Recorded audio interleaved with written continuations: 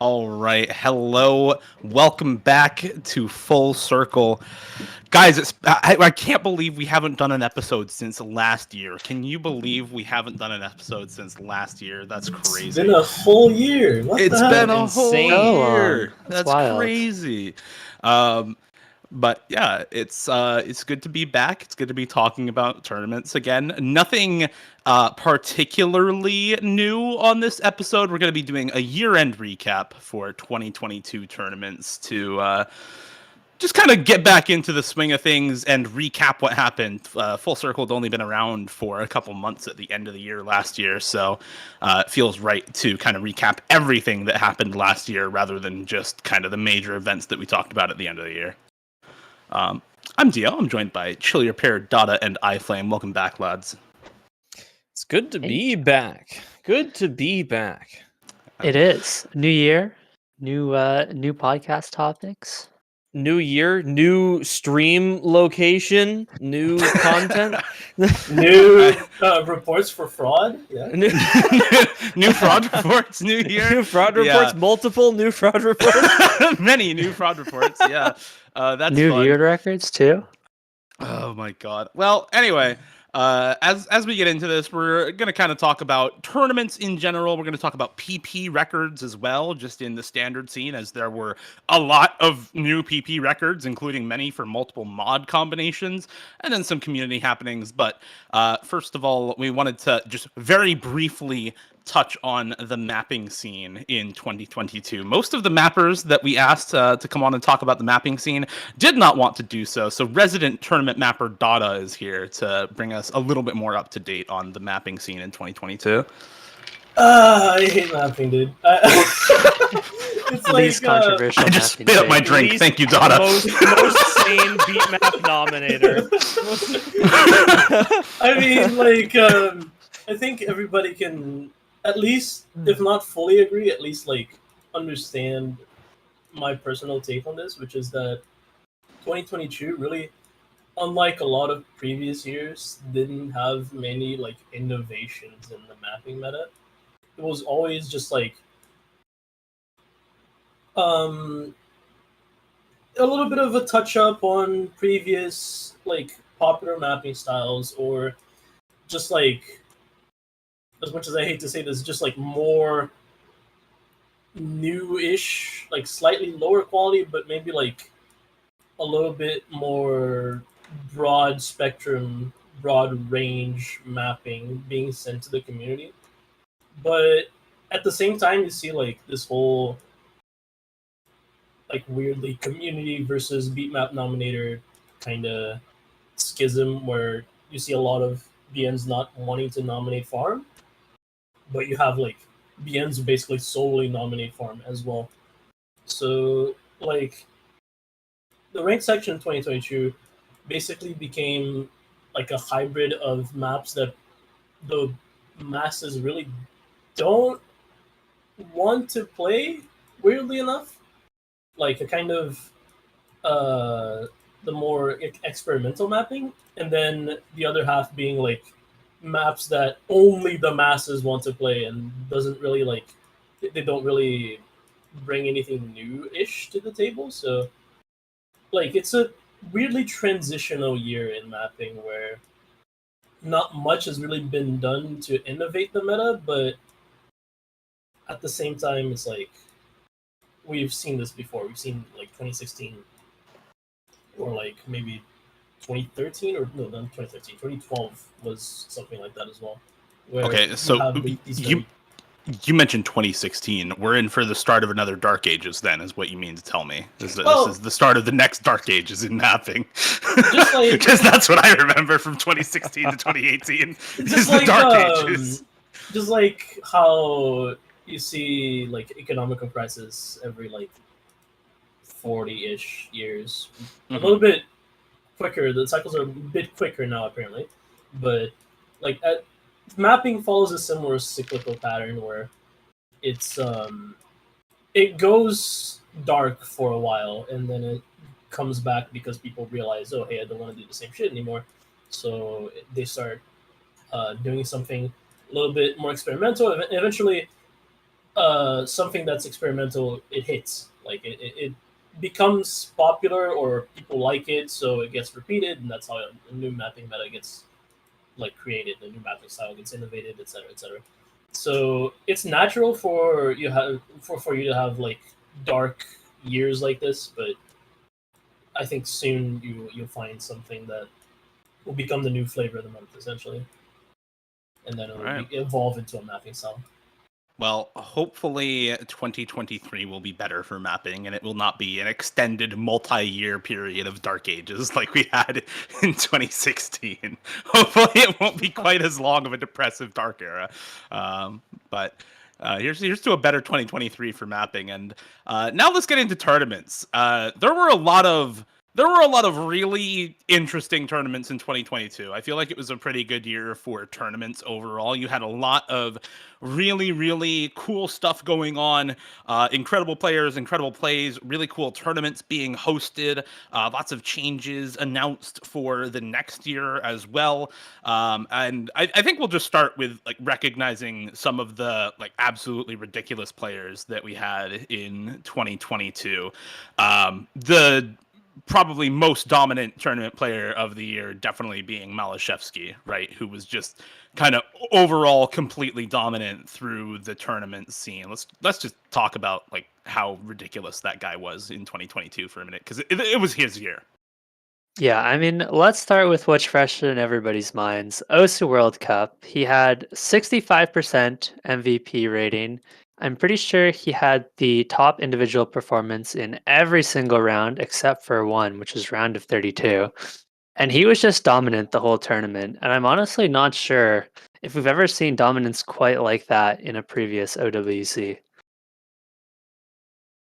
Yeah, I think that there are, at least in the past, there have been a significant number of kind of the standout players that you see often in OWC. You have people like White Cat, who have stepped up for their country in the past. You have players like Idke for the United States multiple years ago. Absolutely amazing performances. You've had Bubbleman from the UK in the past. There have been so many people that put up these performances that are notable, and I don't think we've ever seen something quite on the level of what Malashevsky has pulled off this year. Poland has always been a pretty solid country and a decent team put together in the World Cup, but they almost always lack that one standout player that shows everybody else up, the big carry performance. They've always kind of just worked off of each other and played really well as a team. So being able to have that player this year is a big start for them moving forward, now that they know they have someone like Malashevsky and they can build a team around it. This type of performance is unprecedented. I guess it's a matter of whether or not they're able to carry it into future years now.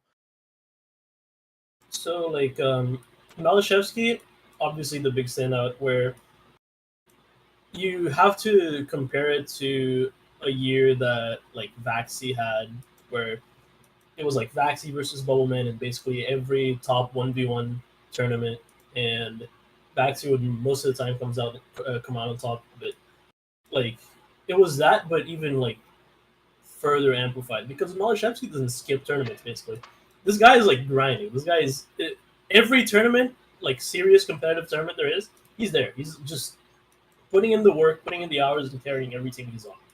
It's frankly something that, as I believe Chiller said, we've never seen this type of dominance. And that's in the context of all these other players also being just complete aliens. Like you have Tommy, which has been the bubble man to Malashevsky's backsay. You have Mreck, which, maybe in tournaments not really like a known quantity yet because he has a couple of commitment issues. As we know, Mreck loves to oversleep. And then you have people like Karcher or Zudinator. Like these people were just completely blowing the top of tournament skill cap as we know it. So, like in the context of all of these crazy players, Malashevsky still stands out and stands out in a big way. Yeah. Just to kind of ride off the back of the Vaxay Bullman comparison, Malashevsky didn't win every big tournament this year, but he won almost all of the big tournaments this year, or at least placed in the top 3 of almost every big tournament this year. First in Nick's Winter Cup, first in the Perennial, first in Charlie's Perfect Math class. I believe it was third in Yaz's Summer Cup and second in Corsair's Open this year, and then went on to have the performance that he did in OWC.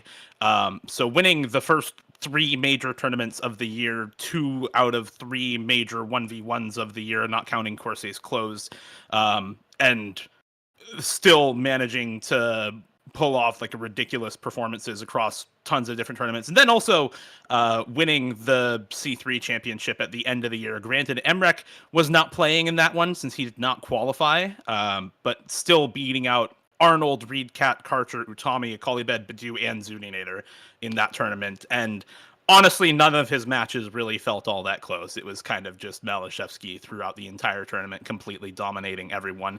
He only dropped 7 points throughout that entire tournament, went undefeated with a 35-7 point record in that tournament. So average match score of 5-1 in that tournament, which is a little absurd. Just ridiculously strong showing throughout the year.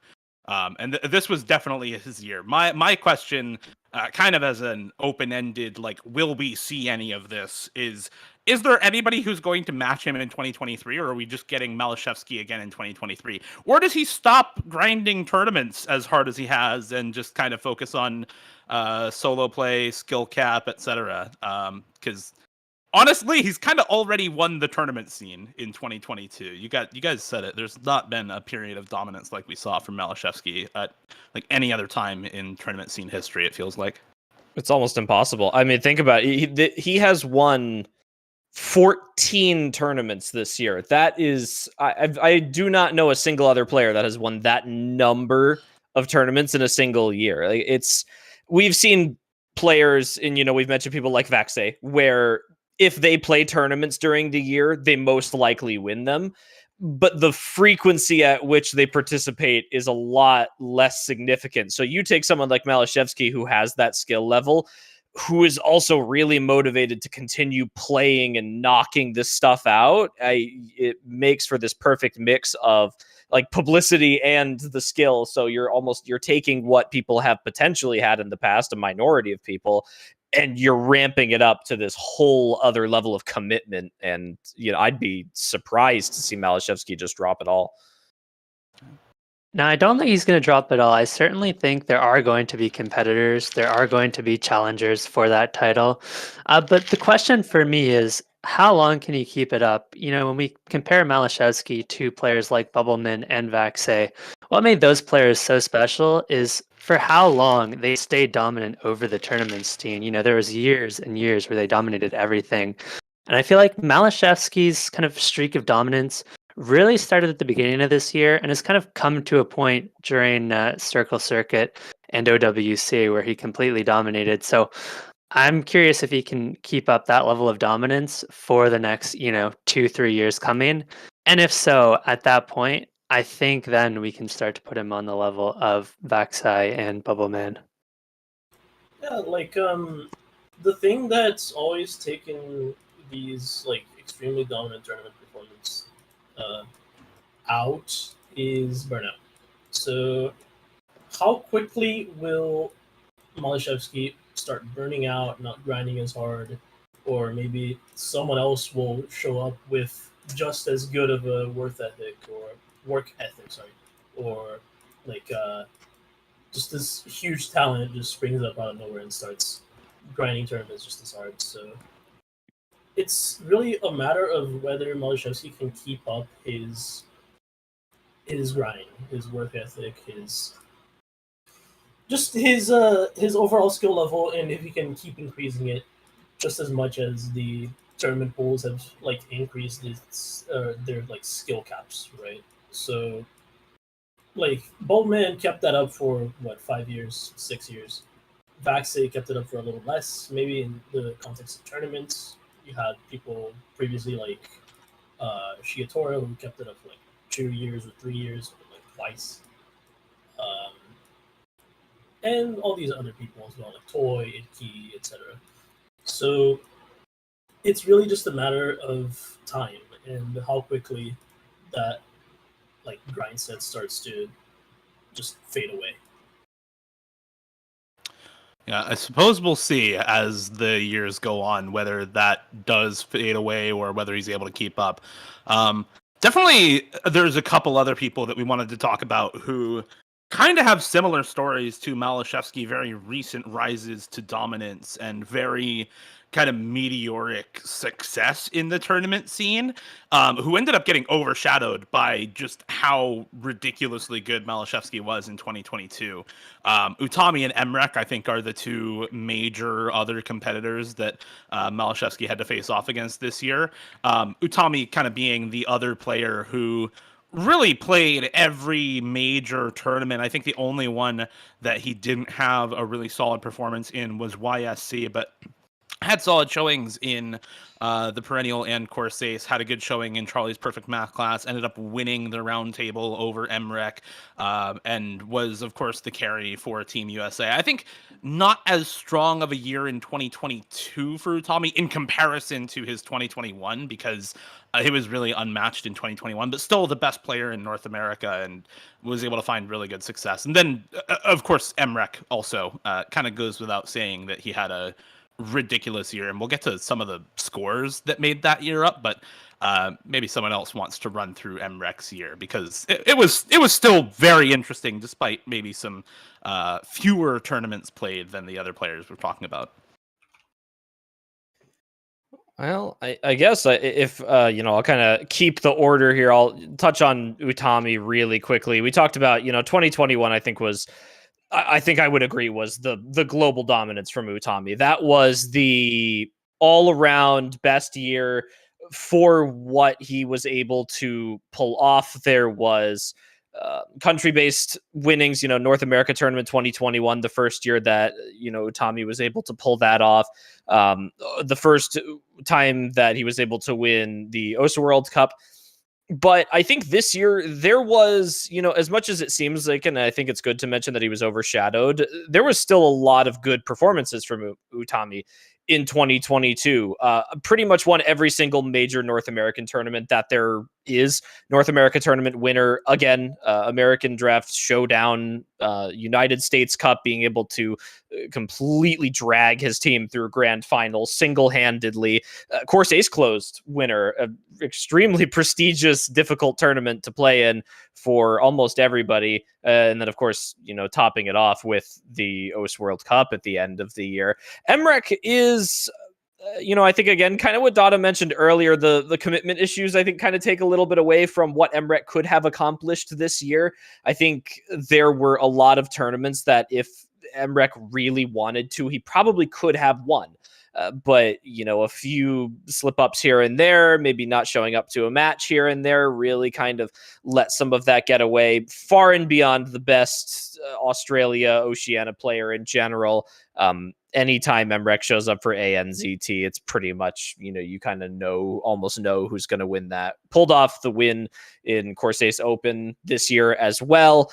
Wasn't quite able to do a whole lot for Australia in the OS World Cup, but I think kind of such is the way with a tournament like that. It's almost impossible to kind of single your way through that in the later stages. So, the solo performance from Mreck is really what we're looking at this year. I mean, I don't even know where to begin on that. 1,300 plus plays, like 1,200 plus plays, 40 something thousand plus. I mean, it's unreal levels of solo. So.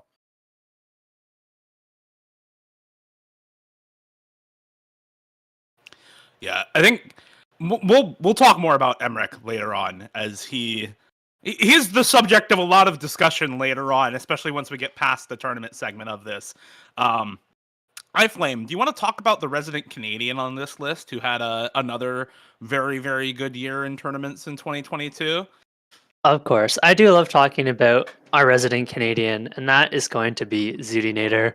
She had a solid year, I think. We saw her win Corsace Open with Mreck and White Cat, but she really stepped up in OWC, where she really carried Canada on a roster where she probably shouldn't have needed to carry. And in that OWC run, we even saw her play things like the speed maps and perform very well on them, which, as a Canadian, it's very exciting for the future of Zudinator as a tournament player, because historically, that's kind of where she's fallen apart. She's always been, very good at aim, pretty good at aim control, those kinds of maps. And then you get to like the speed maps, you get to the, faster stream maps, and everything just kind of falls apart.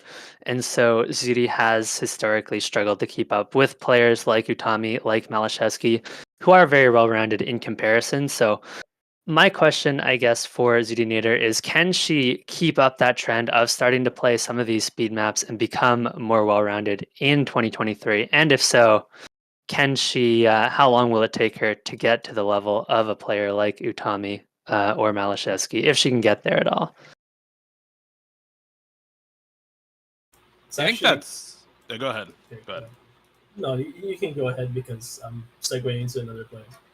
That is pretty much what I was going to do. So go ahead and segue, okay. my man. It's crazy Yes, that moving. we're talking about so many people that have like popped off in tournaments, and we have to leave Carter for last. Like, you have to leave the guy who put up basically like some of the best scores of the year in OWC, and like carried South Korea up to a final spot, up to a grand final spot, up to second place.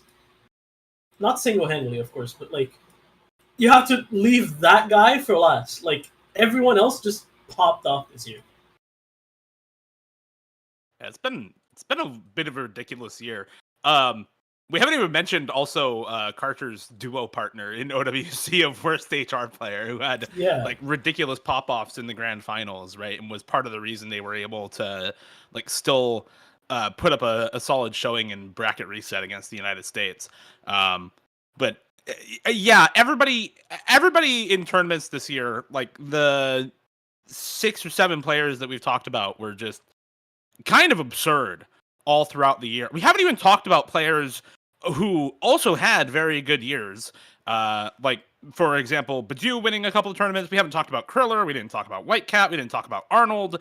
There are a lot of really good tournament players this year. So it feels a little sad to not talk about the kinds of years that everyone had, but these were really the standout players in 2022 who kind of showed up more than expected and had really, really ridiculous years in 2022. And I think part of that also, and part of the reason why we're talking about these players, is a bit encapsulated by the plays that they had in tournament. You mentioned Carter Dada. He has the second highest PP score in tournament. He has an 800 PP score in tournament. In 2020, if somebody told you that someone set an 800 in tournament, you just wouldn't have believed them, right? Like, players were nowhere near that. I still don't believe them.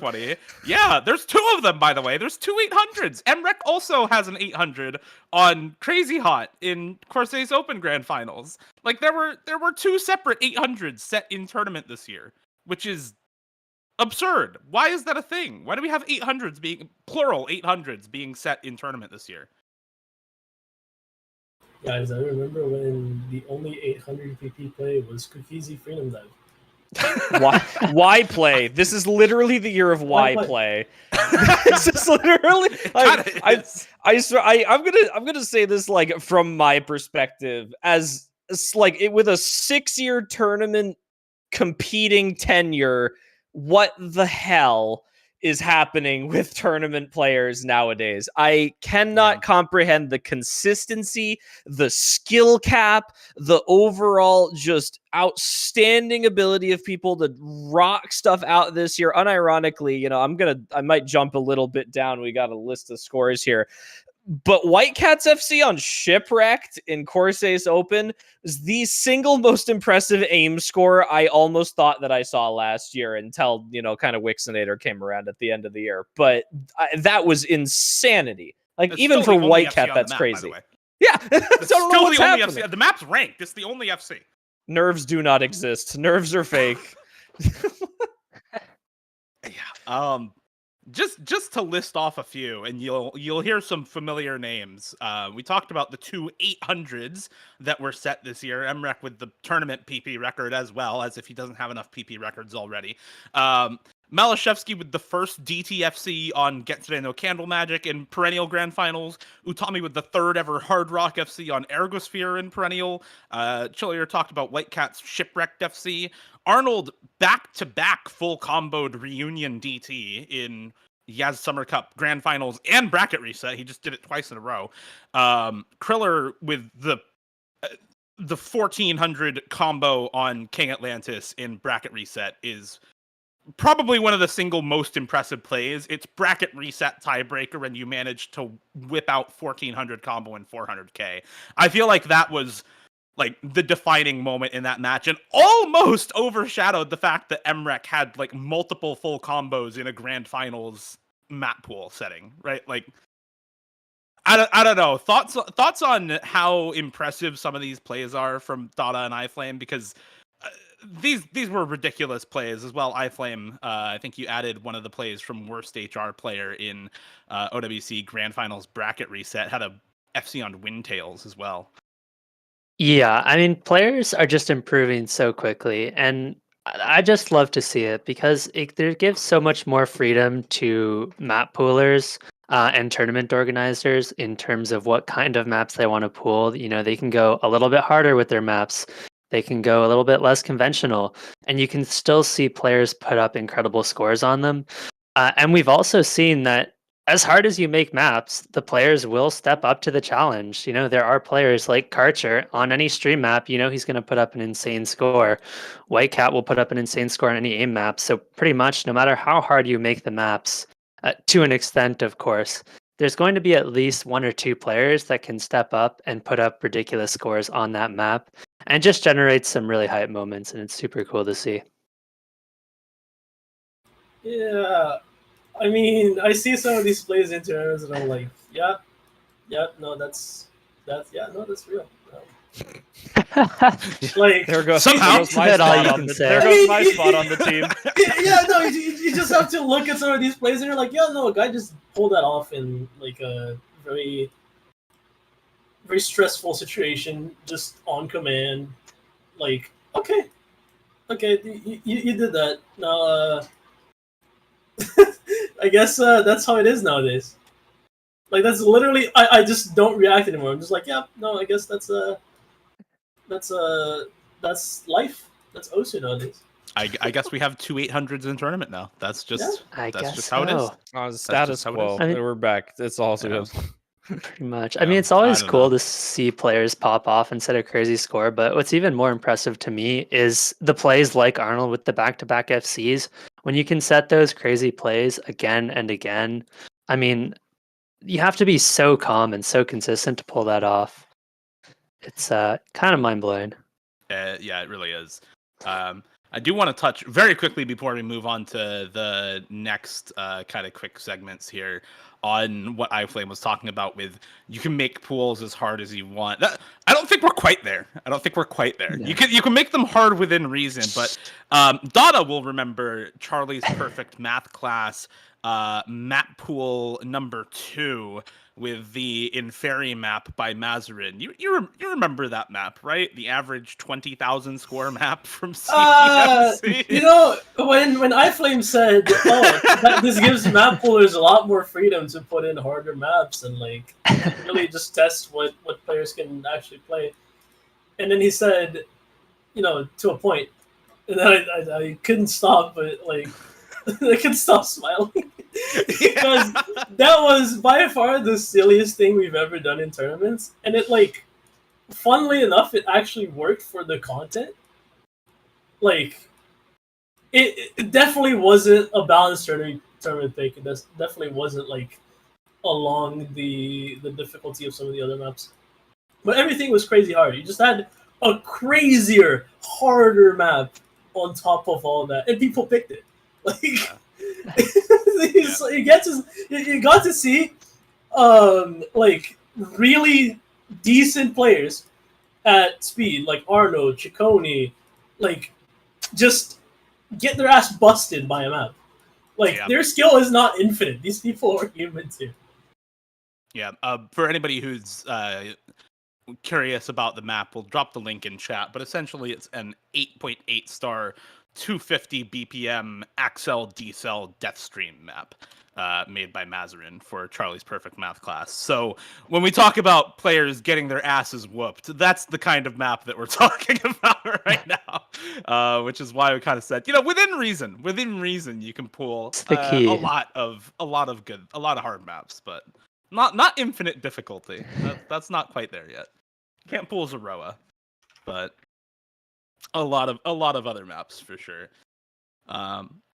I don't know, anything else to add from anybody on kind of the ridiculous plays in tournament, aside from just being continually astounded by what I'm watching on screen every time I cast an open rank tournament?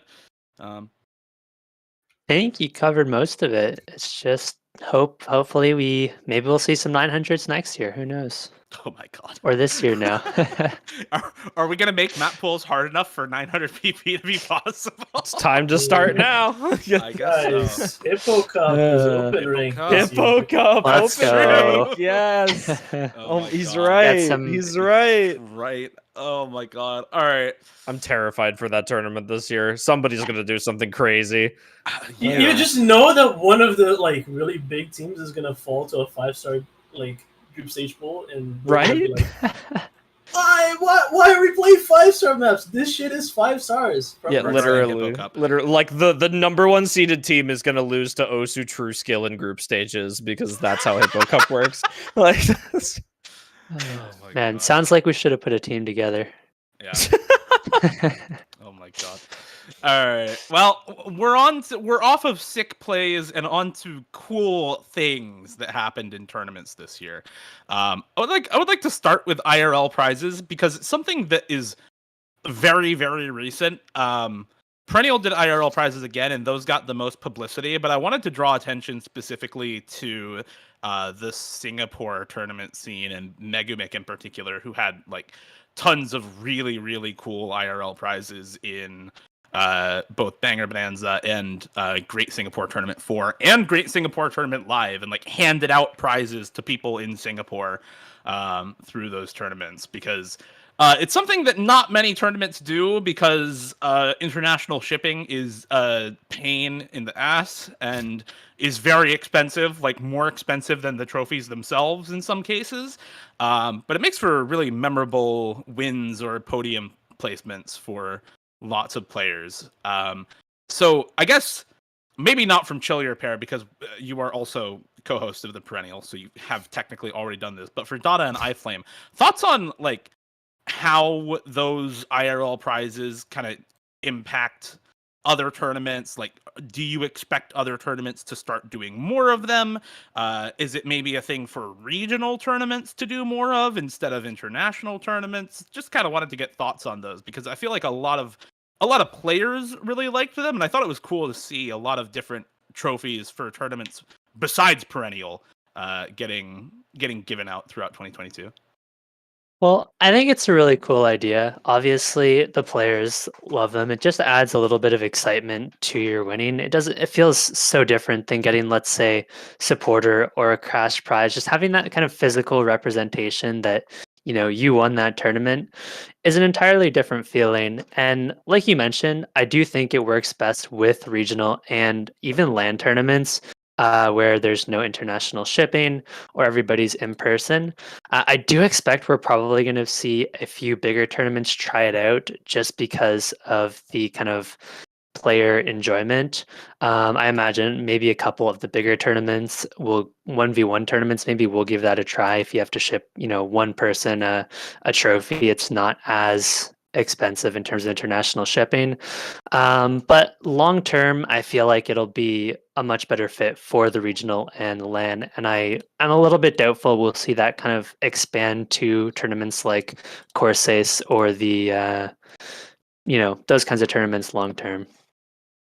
Yeah, like on regional tournaments is definitely something that people live in X areas, so you can plan for it.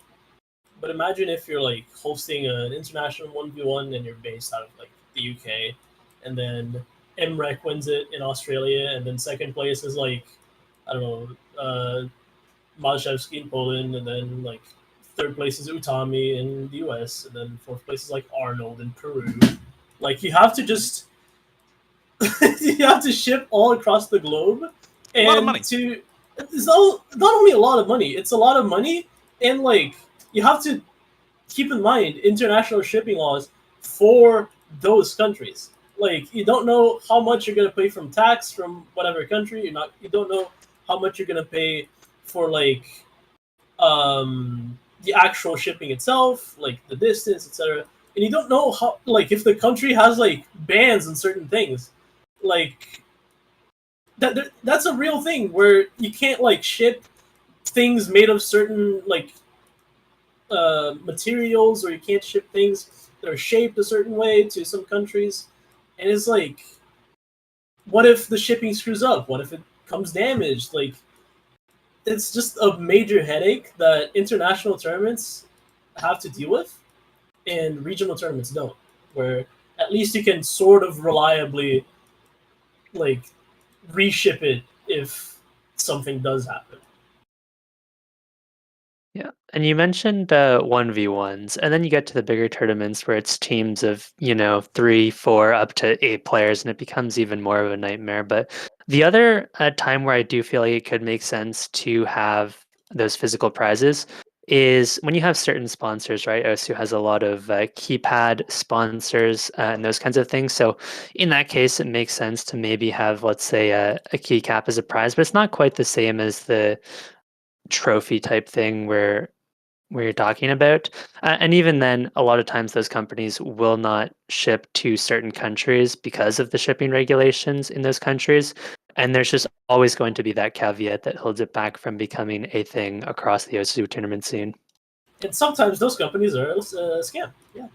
True. Yeah, that's true. Like Corsace. I agree. Like Sometimes they Corsace, are. which is, as we all know, fraudulent. Or the perennial, Yeah. which is also And the perennial, which is fraudulent. also We've like got- a money yeah, laundering exactly. scheme for Dio himself. Yeah, Yeah, everyone I who guess won so. a perennial trophy, open up the button. No, I was kidding. Oh my god. There's an extra prize. Well, hopefully we see more of them in regional tournaments, because I do think they're really cool. I But agree. I agree, it's very impractical for international tournaments to be doing prizes like that, especially team tournaments. In other news, custom songs were massive in 2022. There weren't any in Nick's Winter Cup at the start of the year. We got one in Perennial, which was the Throne by Undead Corp. That was the first like custom song from a live performance band that wasn't done, via. It wasn't an electronic song, right? It was a live performed song. That was the first one of its kind made for OS. And then Corsace came along and did like 12 of them all in the same tournament and had just an absolutely ridiculous year. What are your guys' favorite custom songs from the year? Actually, it can be either the map associated with them or the song themselves. But I have one for myself that I'd like to talk about later. That is not the Throne, actually. Oh goodness, this is such a tough decision for me because I've Right? dealt with so many custom songs over this year. I have to, even having done with Perennial, The Throne is one of my favorite songs of this year. I love Undead Corpse. I stand them super hard, but having had the opportunity to work on every single World Cup this year, being one of the organizers, I've heard so many custom songs across every single game mode. I paid a little bit more attention to Kasumi and EGTS this year. They did a custom tiebreaker song for every single round. Absolutely outstanding music from every single tiebreaker from them. So I guess to ask me to pick something this year, it may be hard. I'm gonna go out there. There's probably something I'm forgetting. I would say Duplicity Shade, I think maybe from 7K Mania World Cup. I think that's my favorite custom song of the year by Hyun. Okay. I have two favorite songs. Can I cheat like that? Sure, why not? Okay. We're here to celebrate. We're here to celebrate. One of them was I believe the first Corsair's tiebreaker that was custom, Divine Ordeal, by House map. Everyone's favorite mapper, Rabbit House. Yes. That one was super sick. And then I also have to say, on WC Grand Finals, the Nomad 5, the 2L song. What was it called again? Oh, Earth. Earth. That's such a good song. The Earth, yeah. That one was just like people are like, oh, I'm sick of 2L on Nomad 5 slots, Nomad 6 slots, etc., etc. Like their songs always sound the same, and they're always like beep beep boop beep beep beep beep beep beep. And then you just bring out the vocals. You bring out the vocals, and it sounds super nice. You're like, wow. Does YouTube have a clip function? Can someone clip so I can use that? That's so good. I need to like paste that audio file whenever I pull polyrhythm from Oh now on in my! The comments. Osu Idol, watch out! Watch your backs. That was too good. Thank you, Donna. I can't. Oh my god! Uh, Holy shit. Ye- I Flame, what's up? What do you have? Yeah, I'm gonna be honest. Dada kind of stole my answer on that one. I really loved Earth, the ILL song. I'm super biased though to any ILL song because I just love the rhythm maps, the Nomad 5s, the Nomad 6s. I love all of them. So that was never not going to be my answer. Fair enough. I think my favorite one. I feel picking the throne is cheating. I'm not doing that. My favorite one. I would love to. I would love to. My other favorite custom song is actually the Corsairs Finals tiebreaker, Overflow Skies. I felt like I was watching it during the live reveal, and like halfway through, I felt like, okay, this is a good song, but it's not anything special. And then the last chorus happened, and I was like, okay, this is the sickest song I've ever heard that was custom for this game. This is just awesome. Like the last bit of the song really made it for me. It was just a ridiculously good ending to that song, and I don't know. For me, even just one part of the song being that good can change the whole opinion of it. It's very, very. It's a very, very good song. More people should listen to that. It's really, really good. I remembered. All right, I have to add to my list. I know I said Duplicity Shade was my favorite of the year, and I think song wise it may be. It also might be boosted by the fact that Down made an awesome map of the song, so that kind of has to go with it. But I think, and I'm gonna say this, and I am not biased for the reasons that you think I am. OWC Grand Finals, Citrus Extra Judgment. I need to give like a massive, awesome shout out to Citrus for whatever the heck happened with this song. I think it was, and Dada can kind of attest to this, maybe 8 hours, maybe 12 hours. Citrus rocked this like 10 out of 10 tiebreaker song out for Grand Finals in our darkest hour. And it turned out amazing. And I have to give major props for how awesome that song is for what happened there. It was crazy. Will we ever get to see the dark side of that? Or are we keeping it forever a secret? I think it might have to stay a secret forever. I think that's going in the dungeon there. That one's. We'll see. Maybe one day the world will be ready. Yeah, I had heard there were undisclosed complications, and that is all. That is all that I Yeah. have heard. I have heard nothing NDA or TOS, but I have just heard there were undisclosed complications. Some communication issues. Yeah, and so Citrus being the goat just hooked OWC up with a song on relatively short notice and made it work. It worked. All right, it did It work. did. It was a good song. Worked. Came out with a good map too. All right. There were also so one of the things that I wanted to talk about, and this is less like cool things and more like kind of segueing into changes, but there were a lot of tournaments. This was something that happened within the tournament scene. There were a lot of players in the tournament scene this year who started to feel, I think, format burnout and map pool format burnout more specifically, but kind of both, right? Like tournament format and map pool format burnout. And I feel like some tournaments started experimenting with format changes. CPMC in its second iteration after Drenched Program, I think really spearheaded that this year. But there were other tournaments that at least messed with the map pool format. And I think it is partially an inspiration for some of the Course Ace format changes as well. Not necessarily directly, but just the idea that a lot of players are kind of done with a lot of the meta tournament formats. So let's talk about what was in CPMC and what the players liked about it, and then we can kind of segue into some of the Course Ace Open changes for next year, because I don't know that we've actually talked in depth about those format changes yet. You want me to explain the format for CPMC? Go ahead. You were on the team.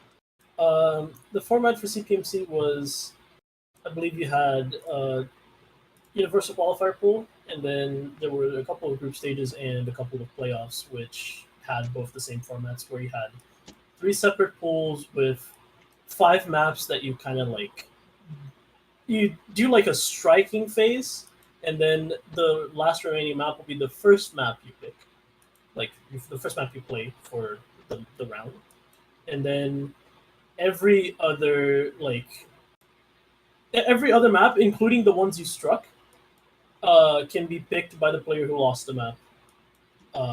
So they're kind of like counter picks, etc. So it's Ninaro explained this to me. This was like the main format for like Melee, Super Smash Bros. Melee kind of like stage selection, and then that kind of like went over into Osu in kind of the same format, but with a lot more counter picks than in Melee. So, and a big thing is that there were 3 separate pools, and they were pretty short in themselves, but essentially one of you banned each of the pools. So you could ban something like, oh, I'm going to ban pool 1, and then, Malashevsky Chu will ban pool 2, and then you play pool 3. Or if both of you ban the same pool, then it's like a coin flip between the other pools. So essentially, if you hated a map, or you hated like a certain subset of a pool, instead of being forced to play through it and waste your bans, you could just ban the whole pool, and then you'd never have to worry about it because you'd never play it. So that's like the very condensed format of that tournament. And then I think a big part of the reason why players liked that was they had like I guess tell me if I'm wrong here, but a lot of the reasons that players a lot of the positive feedback that you got for that format was related to more interesting map pools, because you had 3 of them, so you had a little bit more freedom to throw in interesting picks in some of the map pools and not necessarily follow as heavy of a predefined format like you somewhat need to do with 1 map pool per weekend that you have to play no matter what. I think that was a large part of it. The other part of it was that the tournament itself was relatively short. You had a qualifier, a 2-week group stage, and then 1 weekend bracket. So it ended up being a relatively short tournament as well. Yeah, people liked that some of the maps were just completely not something they had seen before. We had like Slider Ada gimmicks. We had some really like wacky, like Kirby mix type stuff. You had really low AR, really low AR kind of like people would normally call memory maps, but for Badoo and Badoo only, it was like, oh, hey, this is playable. I can play this without practicing 5 billion times to memorize the rhythm. And it had like other crazy kind of stuff, which, to be honest, like it influenced the tournament scene a little bit, but I think it was more just a breath of fresh air for the players, where it's like, oh, I played like 5 tournaments per month. I see like this map archetype over and over again. So to see something new is a little bit of a pleasant change, I think. And then the other big thing, which was a thing that has been discussed along internal circles, is just the compactness of the tournament in terms of, oh, it's 2 weeks group stage, 1 week qualifier, 1 week all the playoffs. Like, for a lot of OC tournaments, you have this big time commitment over a long period of time. So by the end of it, you're not going to be the same like hyped person you were by the start of it. So, like, to have a tournament that is shorter and condenses a lot of the maps and a lot of the matches in like a shorter amount of time just makes it so that, you know, the same vibe that you have going into the tournament basically stays with you until the end of the tournament, where you're no longer like burned out by the end of it. You're no longer like sick of practicing map pools. You just practice it in like a 1 to 2 week short schedule, and then you have at it, which is a good change, I think. Yeah, I think the key as to why that went so well is the compactness, like you mentioned. The 3 map pools has its advantages and disadvantages. I mean, the obvious advantage being it just changes the types of maps you can pool. I feel like tournament map pooling generally has gotten very stale over the last few years. And so really any changes where you can have a little bit more diversity in the types of maps that are open to play is just a breath of fresh air, like you have mentioned already. I think the problem with the format, I've seen a few tournaments. I won't name them, but they take that kind of 3 map pool format and they just apply it to a normal tournament. You know, the 1 month long tournament, except they just add 3 map pools. And I think when you do something like that, it's just way too easy to burn out. You're practicing 3 map pools a week for, a month, potentially a month and a half straight if you make it to grand finals. And it's just way too much. So I do feel like that format, while it's cool, I think it only really works well in those more condensed tournaments. And when you try and apply it to a normal length tournament, it does feel like it breaks down a bit in terms of enjoyability for the players. Yeah. I mean, like, you're thinking of like 3 pools. Okay, on CPMC you had 11 maps per pool or 12 maps per pool. I don't remember quite exactly, but you multiply that by 3. That's 33 maps per pool or per like week. If you put that on a normal tournament, you're practicing like 1.5 pools every week. Which, why? Why would you subject It's people to that? crazy. It's cruel. So the whole idea of 3 pools is so you don't play the exact same pool over and over in the same day, which was kind of like on Drench program, since there were no group stages in that, you just had like, I don't know, 4 or 5 matches in the same pool in the same like weekend. That would be like a little bit crazy. But so that's where the 3 pool system was kind of made there. So it doesn't make sense to apply to a conventional tournament schedule. Yeah. And then I think the condensation is the big thing that stuck with a lot of people, even in spite of people getting kind of burned out on the modern map pool format. I think people have just started to kind of mess around with it more, and a lot of that has gone away. The big thing that stuck is the condensed format, and that's where a lot of the Course Ace Open changes came in. And what's happening next year is going to be essentially a completely condensed version of the tournament, and also fewer teams actually playing. There's going to be qualifiers, and only the top 24 will actually get to play in the tournament. So much fewer teams. You have to have a really good team to be able to play at all. And the top 8 just don't even have to play the first week of the tournament. They just get a bye straight straight to the bracket stage. In fact, they don't even need to play the first 2 weeks of the tournament. They completely avoid the week 1 round robin between the seed 9 through 24 teams, and they avoid the week 2 runoff bracket between the seed 13 and 16 teams. Essentially, see the top 4 teams from the round robin get straight to the bracket stage as well in seeds 9 through 12, and then the middle 8 get a runoff bracket in week 2 of the tournament where they still get a chance to fight for a spot in the overall bracket stage. And then weeks 3 and 4 is a single elimination bracket plus a 3rd place match. So it's much higher stakes per match in pretty much every bit of the Corsace Open next year. And I think that's going to be a more interesting format. As a player, Chillier, do you think that this kind of switch to different formats, single elimination, different runoff brackets, things like that, round robin group stages coming back for certain segments of the tournament, what's that going to change for like how people build teams? What's that going to change for how players prepare for tournaments like Corsace next year?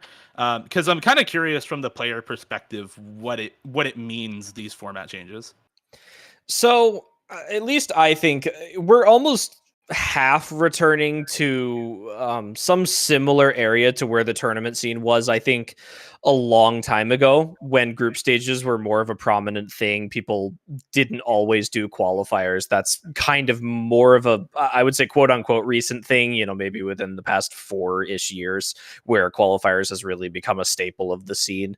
But anything before that, I think team composition will always kind of remain a constant in terms of the tournament community. I think everyone is always constantly looking for those big names. People are always going to want to make their teams as far in advance as possible. If you've, most people at this point, I think if you're playing these top level tournaments, you've got either a group of friends that you play with constantly, or kind of the same general area of players where you're looking at for skills. So you are taking these similar strategies that people use to make teams, and you're basically just reformatting their motivations for playing in this tournament, their kind of early stage tactics. And anybody who makes these teams constantly, somebody who captains a lot, is going to be able to navigate this new system more confidently than constantly having to rally the team for scheduling for 2 months straight, for practice scores, for, checking in, all of this. It's so much more work for the team to drag it out over time. I think you're going to be seeing a lot more teams that are heavily motivated for these early stages. I think it potentially could create a lot more good competition and, high scores in these rounds, because you're looking at these teams that are trying to kind of almost maintain their motivation. We talk about a lot the viewer perspective, and these tournaments lose publicity as they carry on because people just simply lose focus over time. Now you're looking for kind of the player end of things. Are your players motivated still? Are you still getting meaningful feedback? Are they getting frustrated?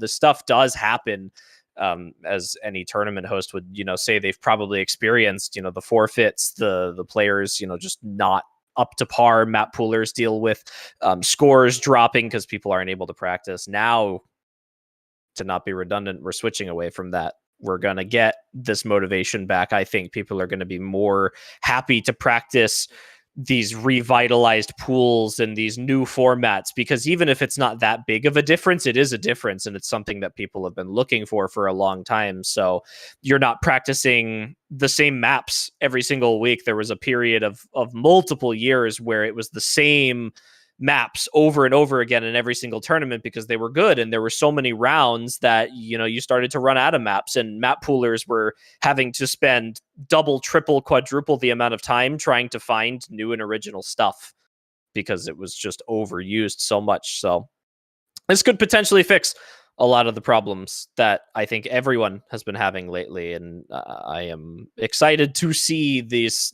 kind of at least for Course Ace Open, as the biggest start to these changes, and what is to come of these shortened formats. I think Kay and Yolkspie hosted a tournament recently with kind of one of these shortened formats. I think for the most part, players have it well received for short. So we'll see. Big open rank. Yeah, always nice to, like Dada said, have a breath of fresh air. You said a couple of things in there that made me want to bring up one other thing. Things about the captains having to rally for schedules and decide picks and bans and keep team motivation week after week, and hopefully that bringing more competition. Thoughts on the optional team managers being like a direct and encouraged part of Course Ace Open. I think the most well-known one is Xfire, who does pretty much roster decisions, map roster decisions as well, like forms the initial roster for Team Russia and OWC, picks the players to play the maps for Team Russia and OWC, handles scheduling, does all of that. I don't think there's a ton of questions about whether a good manager is helpful or not. I think the answer is yes. So I'm going to ask a different question. How many teams do you think are actually going to use that? How many teams are going to actually use the optional manager part of things? I'm going to be really quick about this because my opinions on this, I'm old-fashioned, I would say. For the most part, my views on tournaments are not extremely progressive, but I'm not closed off to the idea of having a manager. In my humble opinion, do not think you need a manager. And I think a lot of experienced tournament players will most likely agree with me. Because if you've been doing this for long enough, you don't feel a whole lot of stress making the sheets and doing rescheduling and stuff like that, because it's either automatic by now or there are so many templates and reusable things that you can have now that just make this an absolute non-issue. And for the most part, people aren't spending dozens of hours practicing and strategizing for these kinds of tournaments. Maybe for OWC and maybe like the last 2 rounds of Course Ace or Perennial or something like that, people are. But you do have more free time than people think, and it doesn't take a whole lot of time. So, I think for newer teams and entry teams, and I think people who are getting into open rank may take advantage of this more, but I simply don't see, these top 6 team level players needing something like this, besides, having an extra one of their friends on the team for like boosted morale or something. I could see that, but, maybe not in the aspect that it's intended to be used. Yeah, I'll keep it super quick as well. I'll piggyback pretty much off of what Chillier said. I've seen tournaments that have had managers. I've been a manager for a couple teams. It's super unnecessary. You really just don't need one ultimately. It's not that hard to reschedule and pick your lineups, assuming people are actually putting scores in the sheet. And so really, none of the top teams will probably utilize one, even if they have one on paper. Finally, a team role for me. Please direct all questions to my manager, Mr. Please direct all questions to Will Stetson, please. Yeah, no. If they give managers a badge, just put me in. I'm available. Contact me at hashtag or Dada #5734 on Discord. Dada _Gomo at twitter.com. But yeah, no, they aren't necessary, obviously, but since there are already managers that exist, like Chillier put out the example of Xfire, where that's like the most well-known manager of basically any team. I think, since they already exist, you might as well just give the option. I mean, at least they're recognized, at least they're there. You can point, oh, hey, Xfire is the manager of this team. They do things instead of just having to know this, instead of needing to lurk in the shadows to find the manager. Instead of needing to translate Russian tiles from the one CIS server you're on. Yeah. Well, we'll see how many teams actually take advantage of those. I think there's a couple other things that I wanted to touch on for changes for next year, and then we can talk about some non-tournament things after that. Really quickly, it is January already. By now, there would usually be announcements for Nick's Winter Cup. It is safe to say that is not happening this year. So Nick's Winter Cup, the usually inaugural open rank 1v1 is not happening. Almost seemingly in its place, as it got planned completely separately by completely different people, you now have the round table qualifier tournament going on, which is a round of 16 double elim 1v1 with a separate ending bracket called the last chance bracket for deciding the second place player in another way, that has prizes listed as free trips to Los Angeles for the round table. So there are a lot of very, very good players registered for that already. And it feels kind of weird that we don't get NWC, but then, like, there's another 1v1 tournament that just came around to seemingly take its place. Feels very weird. I think the LAN is here to stay. So thoughts generally on the round table, on this qualifier tournament, on BTNC and team's presence in the LAN tournament scene, which is essentially that and COE tournament. Oh goodness. I love everything about the round table. I think it has been a very long time since I could say this about a new thing that has been done in this community, but I am extremely excited for everything that it brings. I was last year, I am again this year. I think that, you know, for a long time, and there was a some Reddit post about, you know, who is the face of Osu that I saw recently. And I think a lot of people said BTMC on there for good reason. Biggest content creator, his face and name are constantly out there for this community. And he easily has the biggest outreach, the most funding, the most capabilities to have things get done.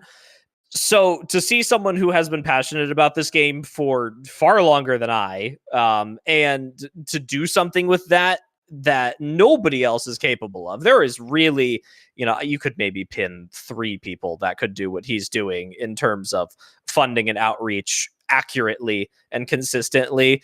And he's doing something with it because he cares, and he's got a great team of people, you know, helping behind him. Dio, I don't know if it's public completely that you're doing a bunch of stuff, but you know, and a lot of other staff helping out with this qualifiers tournament and the LAN with the whole other host of people that are going through things like that. I think it is awesome that we're seeing more LANs, big LANs, stuff that is funded. It gives people opportunities from international places to come here and compete in a live setting. It has content capabilities. There's no downsides, at least in my mind. So I am all for it. I'm all for it continuing and its success. And hopefully that everyone has heard what I have said here. Thank you, YouTube. Thank you, YouTube. Yeah, video is dying. I think we still have audio. But video is definitely dying. The audio is still okay, I think. Yeah. We We're are good. still good. The voices are still coming through. The voices in your head are still here. Or is it in your walls? Technically, I don't know. No. I guess it depends on whether listeners at home are using speakers or headphones, whether it's in your head or in your walls. Both. Both in your head and walls. Surround sound. It's in your head. I live rent free in your mind. Yeah. Yeah. I kind of echo what Chillier said. I think it's awesome. I think roundtable gaming thing is cool. I think, in an organization standpoint, obviously there's some problems with just like having an open 1v1, like having people potentially from outside the US flying them into the US. Obviously there's going to be visa issues or stuff like that, but like just the idea is really, really cool. And I think the more we see of stuff like this, the better it is for the OCC in general. Yeah, I think LAN is also great in the sense that it really gives viewers a chance to connect with the players in the sense, or not so much connect with the players, but you get to see a different side of these players that you normally wouldn't see in your standard tournament through, you know, when they're all on Discord call or things like that.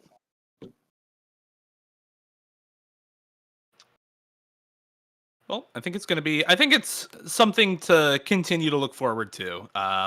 just based on what I've seen from internally, there are plans to continue doing this for as long as it is financially viable and financially solvent. So hopefully we'll see more and more of the roundtable and of these sorts of qualifier tournaments for it as well, assuming that this one goes well, which gonna try to make that happen. Gonna try to make sure that one goes well. You know, there's been some ups and downs. We'll see how it goes.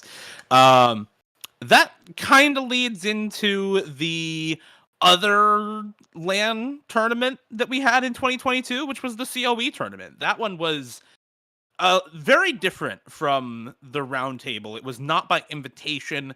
It was all just dependent on who was actually attending COE this year.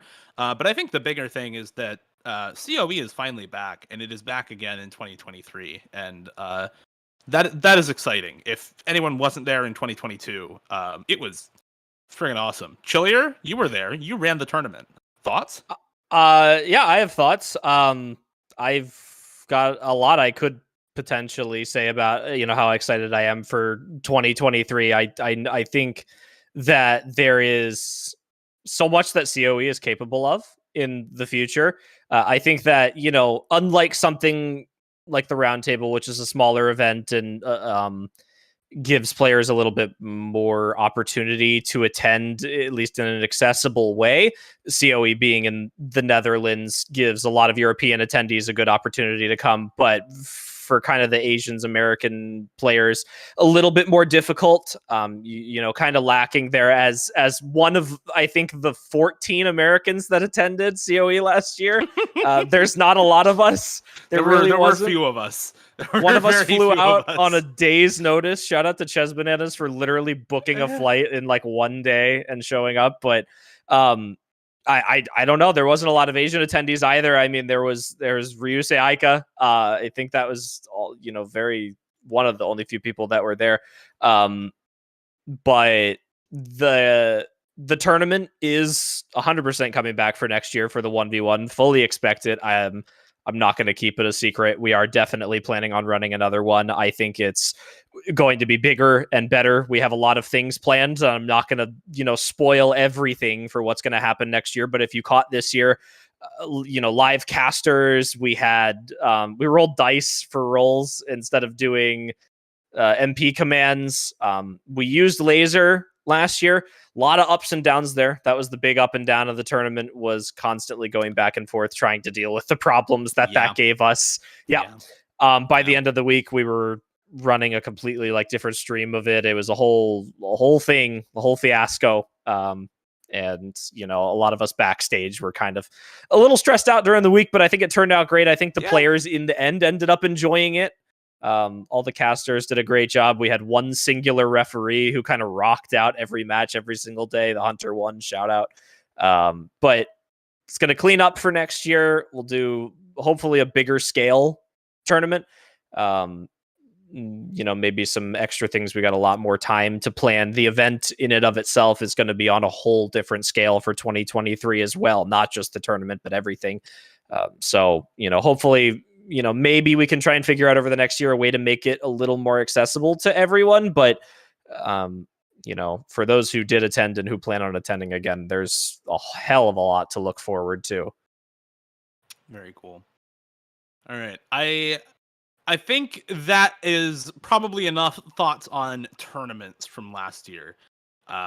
So let's go on to the 1v1 ranked ladder climb side of last year and talk about PP records in OSU 2022, because dear Lord, there were a lot of them. Who wants to start? We can start wherever we want to, because there are quite a few to talk about. Okay, can I just start? Go ahead. Just go for it. I think this was PP record for 2 days.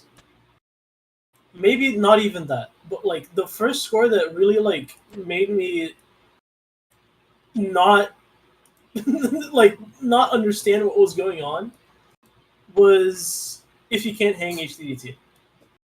Oh my gosh, dude!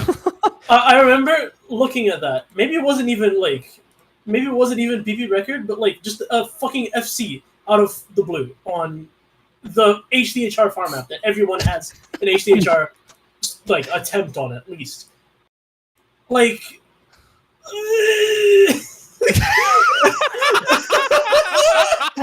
Oh my god. like, Yes. I saw the replay for that, like I think an hour after it happened, and I still like couldn't believe it. I'm like, nah. Seriously? No. Seriously? No. So like I'm still like, for every one of the scores that are like directly after it in terms of like the PP rankings, they're still unbelievable to me, but that was the start. That was like the final drop that really pushed me over the edge of like just being completely incredulous of what was going on.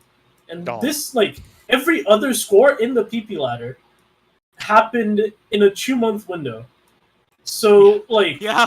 it was crazy. It's just the craziest 2-month period of, like, OSU competition since, like, the introduction of PP Leader.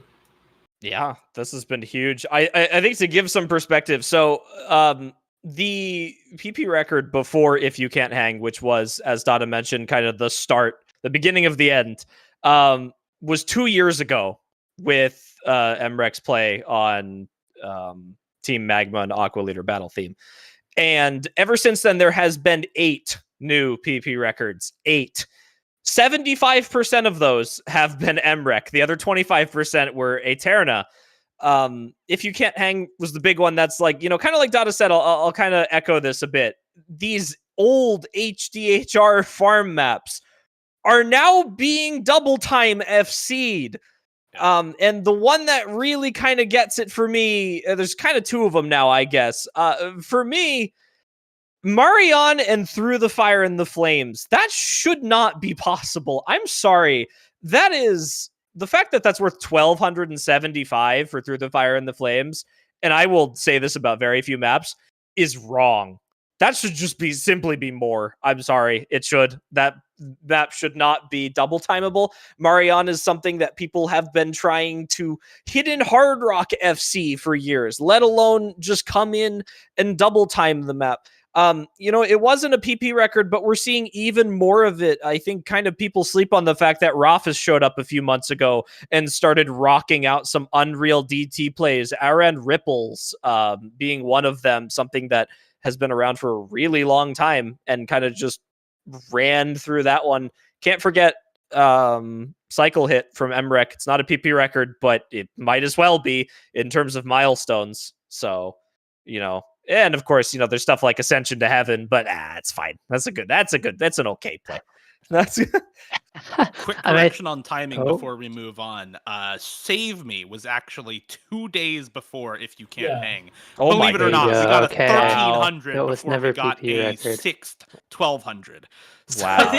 I think like the big thing for me was that like Save Me was a joke still. Like even though Save Me is like ridiculous in its own right, you're like, oh okay, it can still be improved. It's not the final version of the score that we're gonna see like in the future. He has not used 10% of his power. Yeah, no. Oh, no. Or If You Can't Hang, that shit is an FC. Like this guy just like pulled up and like knocked this map out, and I was like, yeah, what's up? So I think you guys have covered most of the plays. So, I think what's become clear over the last 2 months is that 1,400, I think, is very feasible within the next month or 2. So, I guess my question to the 3 of you is, which map do you see being the first 1,400? Either Save Me again or Rogan Limitation, because Save Me combo and act can be improved. Rogan Limitation act can be improved quite a bit. Through the Fire and Flames is also very doable. That's a 2-miss choke, and it's 95, 96 act from Mreck. So those 3 maps, I think, are all doable PP records. I mean, they're maps that these players already have scores on that can just be improved, and that's usually easier to do than finding a new map and setting a score on it. So I definitely think those 3 maps are kind of my go-to. Oh, it's hard to pick one now. I feel like I I feel like there's so many maps that sound like they would be worth a lot, but aren't quite at that 1400 PP mark, because I feel like we need to put it in perspective how difficult a map has to be to reach 1400 performance points. You know, you could pick some of the most ridiculous plays you could ever think of in this game, and they wouldn't even compare to what 1400 actually is. Pick the hardest map you could think.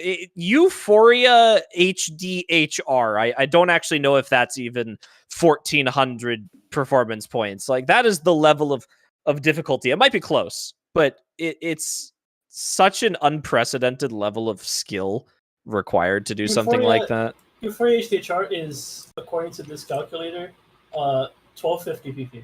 That is man. All right. Okay. Yeah. So there you go. There's some perspective as to how difficult this actually is to pull off. I don't know. Someone's gonna DT Ao Ochikaishi or something like that. I swear. Like, that's got to be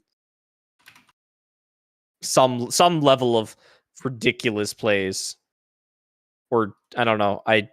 Is 3-mod remote control like SS worth 1400? I don't even I know. feel like a it double probably S. isn't. It's worth 1,000 for Mreck's play right now, almost, which is a miss and 50 100. So maybe not. I don't know. Let me give a map that's kind of like, people know this map and it's like maybe doable, maybe. Blue Nation HDDT. Oh yeah. Okay. Between 99 and 100%, which is probably not doable, but like that's the kind of level that you're looking at. Wow. Yeah. That's. I don't even know. Yeah. Monochrome Butterfly 3 mod. Imagine. Come with me to the other side. Hidden double time. Real. That's not 3 mods. I don't think that's doable. Actually. Maybe like eternal levels of grind set of stream DT maps. Wait. Is Ice Angel 3 mod 1400? Are you fucking joking? Are you joking? No. Yeah. That's not even worth considering. Shut the fuck up. Hey, listen, man. Listen, if Arison can come out and almost crank down DT like 2 years ago, surely someone can come through now. What about the Sky Tuna Zevil hidden double time? Oh, the Sky Tuna version. That is worth doable? A lot. That is worth quite a bit. That's 10.2 stars. That's 1400 probably for Porak. There is no DT or DT HD passes on it yet, so that'll be. We'll see. A ways out. Yeah, that's a tough. That's a tough one. That's 185 before DT. Jeez. Yeah. Still think people can do Monstrata HDHR DT. Maybe. I think that's possible, actually. Possibly. Just with some of the aim we've seen today, I wouldn't put it past anyone. I think we just need Uta DT, like the redemption DT. Like I think low diff Uta one day. Someone's going to be able to aim that. Would be incredible. Yeah. Yep. Well, here's just kind of a recap. For the last, we talked about the 2-month period, right? I need to just say a couple things about this because I've been looking at this and just kind of like having my mind blown a bit. Before Save Me GT happened, and If You Can't Hang Hidden Double Time happened, there were 5 1200 PP scores. In the span of that 2 months, 7 new 1200s were set and 3 1300s were set. So I'm quitting. So, well, why play? Actually, why play? The wooting happened. Why play? Really? And it tripled the amount of scores above 1200 in this game. It tripled the amount. We went from 5 1200s to 15 1300s and 1200s in the span of 2 months, which is just absurd. It's terrifying. Here's something. It's terrifying. Really terrifying. Here's like a topic that I'm sure people have kind of like thought about, but before the rooting was like known as this like fucking ridiculous keyboard for Osu speed plays, like specifically, people called it the cheater keyboard. Why? Like, do you think the rooting is an unfair advantage for specifically like Osu speed plays, or do you think it's just like normal hardware progression of like the capabilities that can like of keyboard hardware that is just gonna get like better and better for like this specific application of like spamming over and over again in a rhythmic manner. I think I'm kind of 50-50 on it. And the long and short of it is it is a technically it's very expensive. This keyboard is not within the price range of most people's capabilities in terms of budget. $200 keyboard for those 60 HE, I think it's back ordered. So you got to wait. It is technically a publicly accessible piece of hardware. So anyone who wants it and has the financial means necessary is able to have it. So I would say in that sense, it is okay because it is not this gatekeeping, secretive, like only a few select people know about it type thing. Everyone knows the Wooting does something. It prevents note lock chiefly because it actuates when you lift your finger up and put it down. But I also think it is a little bit wonky for certain things because the technology of the keyboard is proprietary. Gateron, who makes the switches for Wooting, they are not sold to any other keyboard company. So there is no way to get these switches if you are not going through Wooting. Like the PCB and switches are all, I think, proprietary copyrighted through Wooting. So in that sense, I think there are not enough options for companies to be able to produce something like this at more price ranges. That's kind of where I'm iffy on this because, if this was a $50 keyboard and it was only made by Wooting, maybe it would be fine. If they had more options, maybe it would be fine. It's for 95% of the people that play this game, this is end game keyboard. It's like buying a Wacom Cintiq and playing Osu with it, like $1,000 tablet and playing with the screen versus Huion. So it's accessible, but it's dumb. Most people can't do it. Most people don't have the means for it. But it is really cool. So it is really cool. It's fun to play with. I'll say that. Your Honor. Your Honor. It do be kind of slapping though. This keyboard is bussin' Honor. Yeah, I don't know. I feel like this discussion was had when like the HyperX keyboard came out and people were like, "Oh, this is the cheater keyboard." Like, this is all this right. is just It's Cherry Reds. Chill out. It's Cherry Reds. Chill out. It's Cherry Reds. Chill with that. Yeah. This is not Cherry Reds. This is different. I don't know.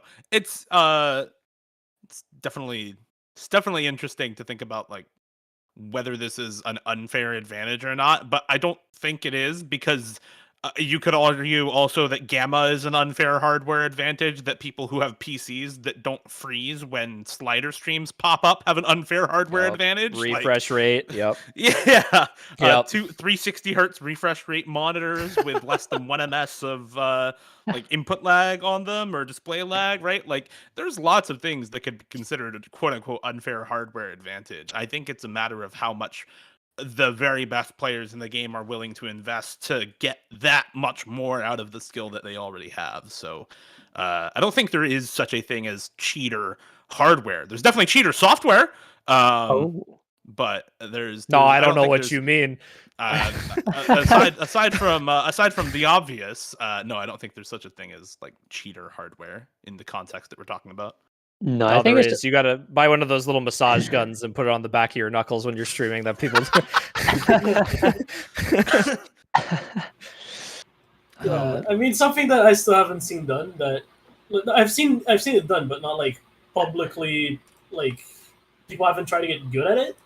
Is like using a Guitar Hero controller to strum instead of tapping keys, where like that's really really easy to go up to like 300 BPM even for someone that's like a little bit inexperienced because you can just rake. But like it's harder to control, I guess, for especially low BPM stuff and just like overall tapping. And it's kind of the same thing with the Wooting, where you have to like really get used to just how the keyboard registers. So, like, in the slow parts, you don't accidentally do something stupid with the features that the keyboard has. So, yeah. Yeah, I saw a YouTube video of someone streaming 300 BPM with a Guitar Hero controller. It's pretty nuts, but ultimately you just can't aim with it, so it's not a huge deal. With the wooting, I mean, I think the nature of online games is that, you can always have a slight edge by just having the better hardware, but ultimately, if you're skilled, the keyboard is not going to make so much of a difference that you can't possibly compete with anybody who has a wooden keyboard. So I don't think it's that unfair in that sense, although it definitely gives some advantage. And I think as the hype dies down over the next couple of years, I'm sure we will see a couple of cheaper versions of the keyboard come out. So it'll become more accessible over the next year or two. All right. Well, a couple of last few things to discuss before we end off this episode and this 2022 recap and look forward to the next year. There's now multiple new overall PP records by mod category as well. Obviously, Marianne for Hidden Double Time and Ascension to Heaven for Hidden Double Time Hard Rock again. There's also a New World DTFC. And that is DT only, which is ridiculous. It's 1240 PP DT only. It's another 124 for Witten. Yeah, it's a little bit ridiculous. And then again, Mreck with the highest hard rock only PP score on Camo and Winter's collab of the Dematoria map. Everyone is like, oh yeah, that's a Shige map. You forget Mreck has a hard rock full combo on this. It's the only full combo on the leaderboard, and it's with hard rock. And it's 1100 PP with hard rock only. Typical Mreck perma-zoomer doesn't respect legends like Shiator. Does not. Bad-mannered. So I just want to...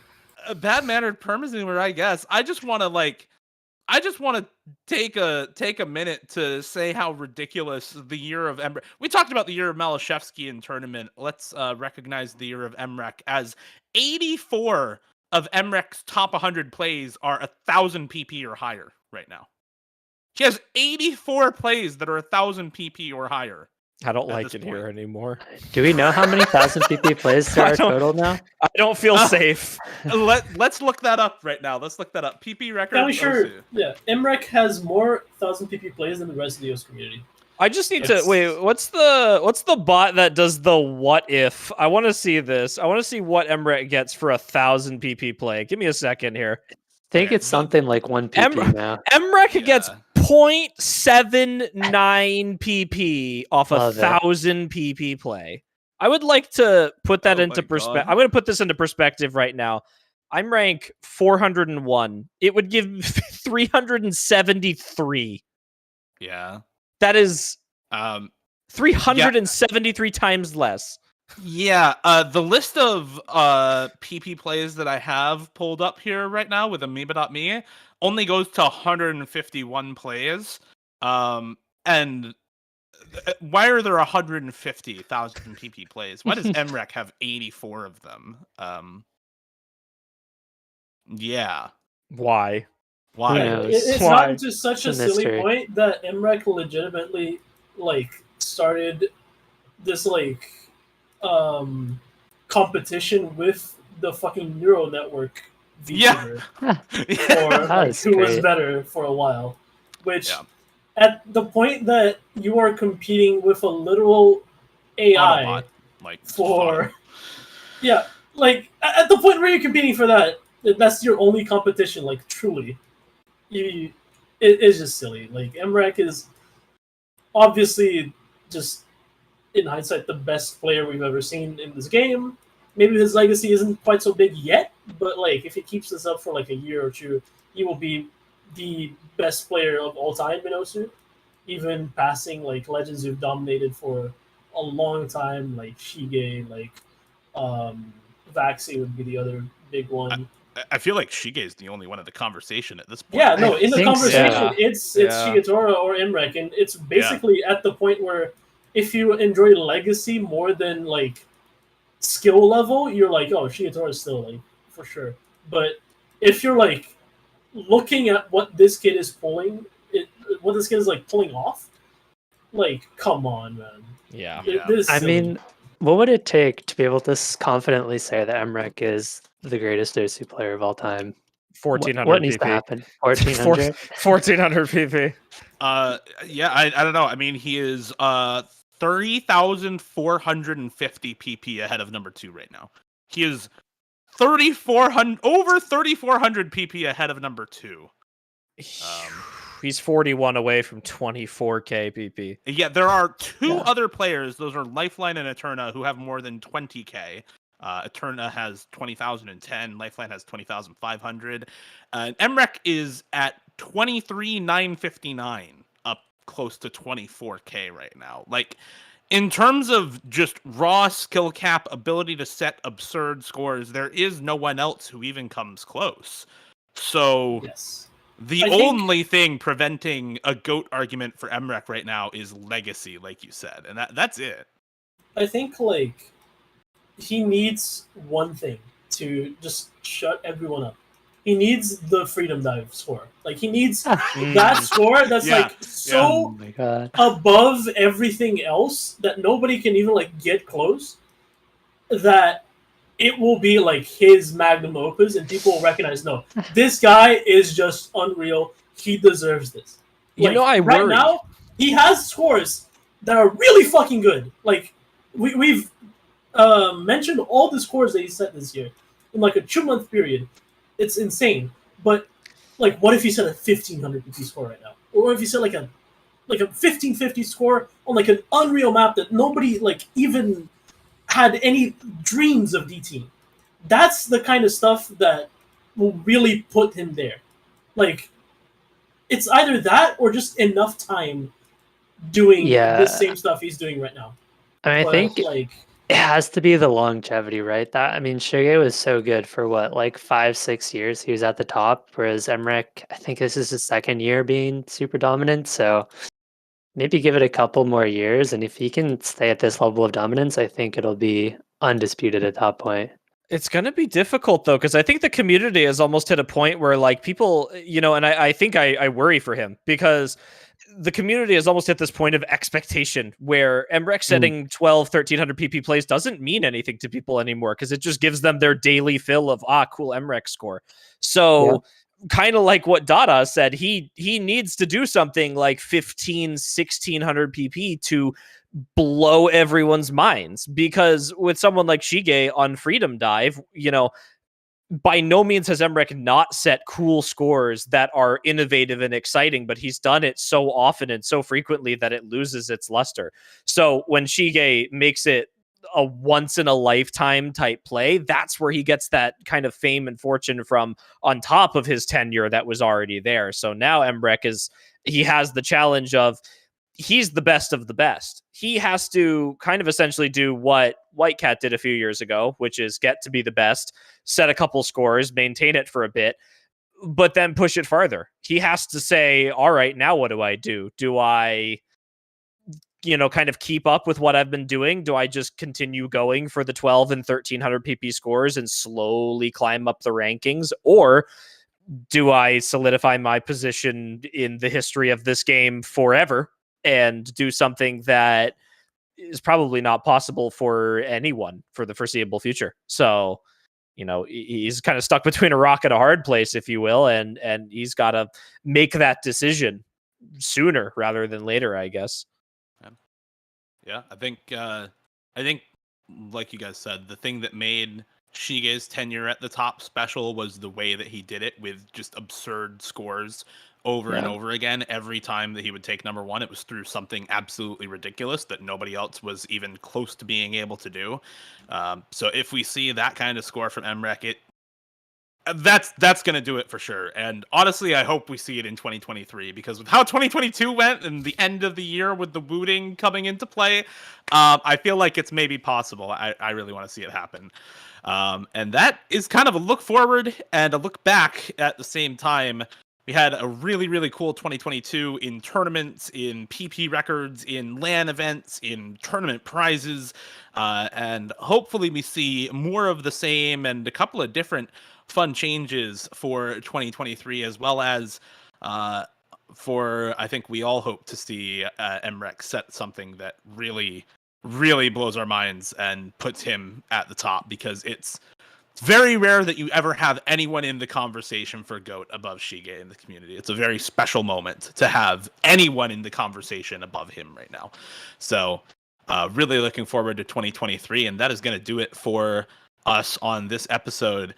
Thanks for watching. We'll be back most Fridays. Our next episode is going to be talking about map pooling in tournaments, a subject that has gotten a lot of heated discussion in 2022, as we talked about. We're going to give it a bit more discussion in 2023, and we will see you all for the next episode. Catch you back here at the Corsace YouTube.